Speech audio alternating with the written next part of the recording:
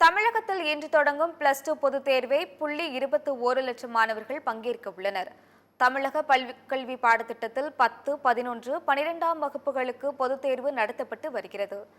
அதன்படி இந்த ஆண்டுக்கான +2 பொதுத் தேர்வு இன்று தொடங்கி மார்ச் 22ஆம் தேதி வரை நடைபெறவுள்ளது.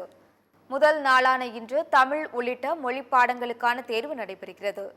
7534 பள்ளிகளில் இருந்து 8,21,057 மாணவ மாணவிகள் தேர்வு எழுத உள்ளனர். இதற்காக மாநிலம் முழுவதும் 3,302 தேர்வு மையங்கள் அமைக்கப்பட்டுள்ளன. அரை கண்காணிப்பாளர் பணியில் 43,200 ஆசிரியர்கள் ஈடுபடுத்தப்படுகின்றனர்.